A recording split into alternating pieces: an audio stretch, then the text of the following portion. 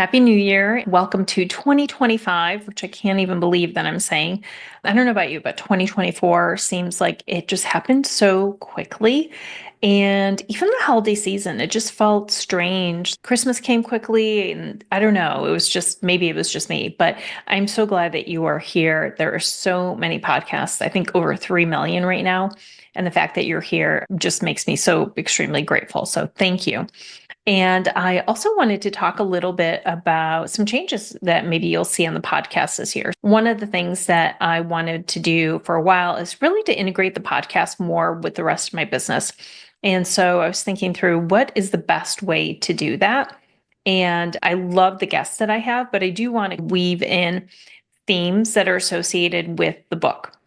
If you don't have a copy of the book, Live the Width of Your Life, I would love for you to grab a copy. They're available on Amazon in paperback and hardcover and on Kindle. And the Kindle is 99 cents only because I wanted to make it accessible. Sometimes clients said that they have a hardcover or paperback, but then when they travel, they want to continue to read daily. And so the Kindle is a great way to be able to do that and to just do it from anywhere. So the theme for this month in the book, because the book has a different theme each month, is new beginnings, which is so perfect for January.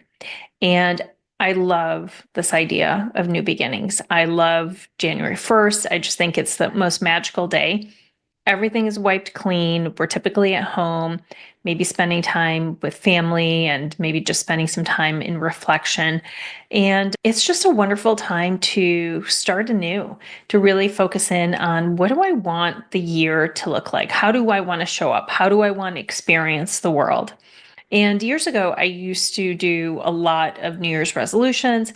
And like many of us, started off really strong. And then some point, maybe after a month or two, some of my resolutions would wane. And so I switched to instead a word or a mantra or an intention. And I just found that when I focused in on a word instead, it just made things so much easier.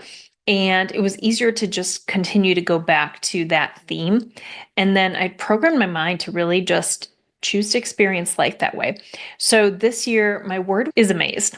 I was trying to find a word this year that really encapsulated how I wanted to feel, how I wanted to experience life.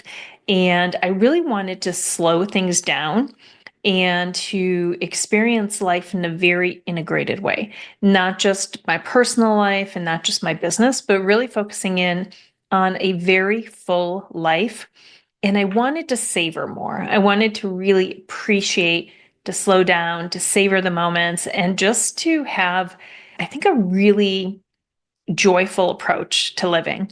And the word amazed, which I'm not even sure if it's a real word, just the word came to me. And I did a post on this, so you may have seen it. And some of the things that I said about amazed is just, I wanted to experience beauty and joy in extraordinary moments and in the most ordinary moments, right? So it's being able to celebrate successes and also being able to appreciate just small mindful moments that we might have, like having a cup of tea or going for a walk or just first snowfall. We just had beautiful snow come out yesterday and today. So that's the word that I picked. And it made me think of this Mary Oliver quote. And I love Mary Oliver. She said, "Tell me, what is it that you plan to do with your one wild and precious life?" And I want to feel amazed every day. I want to every day continuously with an open heart find evidence of awe. I want to feel inspired. I want to have this childlike curiosity and wonder for things that are already there. It's not that things aren't there that we can appreciate or be grateful for.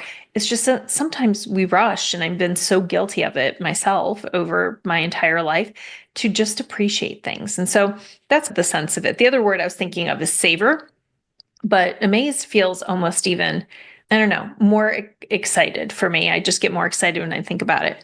Feeling amazed is seeing evidence of love in the quiet moments, experiencing laughter and joy daily, being overwhelmed by the beauty of nature. I love to be outside in nature, even in the wintertime. And it's just noticing the little things, being able to smile at a loved one and getting excited still like a kid for new experiences.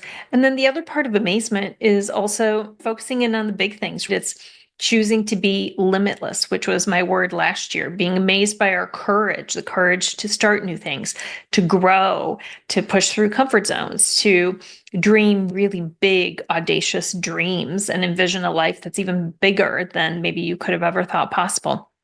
And so that's why I chose the word amazed. And I think it'll allow me to stay really curious and grateful and open to magic that could happen every single day. And I'm documenting how I show up and what I experience every day. And when we do that, it's really quite awesome. So, my question for you is, how will you approach this new year? How will you approach new beginnings? And what if you remembered, we all remembered, that we are co-creating this beautiful life with the creator of the universe, or whatever your belief is. We get a say in it. And it starts with being able to dream again, to envision what it is that we want, to then start taking aligned action every single day, even when you're scared. And what if you allowed yourself to ask really big questions of yourself? If you dreamt really big dreams, if you jumped into the deep end of the ocean and designed and created more freely. Creativity is just one of those things that I really want to focus in this year. I'm reading a book by Chase Jarvis, his latest book on creativity, and I love it so much. It's just one of those great reminders of just the fact that we are all creative, all kids are creative, and over time, we either start to think of it as something that we don't have time for, that it's like a guilty pleasure, or we don't see ourselves as creative. But I'm going to challenge myself, in addition to writing, which is something I feel is a creative outlet for me, doing more things that are creative this year. And I think that will be a wonderful way to inspire some new actions. So, what is it that you will do in terms of new beginnings? And in the book, there are journal prompts and there are challenges every day. So if you follow along this month, and we will have guests that are also talking about new beginnings this month. Next month is a different theme. It's actually about self-love and service to others. So there are journal prompts and there are challenges. And so if you follow along with me and you do it every single day, it won't take that much time, but you will start to take aligned action towards the dreams and the visions and the goals that you set out for yourself.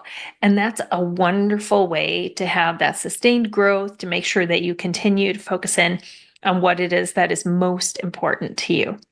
Thank you for joining me today. I would love to hear what your words are. I would love to hear how you're approaching 2025, the way you want to perceive it, how you want to show up in the world, how you want others to see you. And as always, if there's anything I can do to help you, just reach out. Have an amazing day.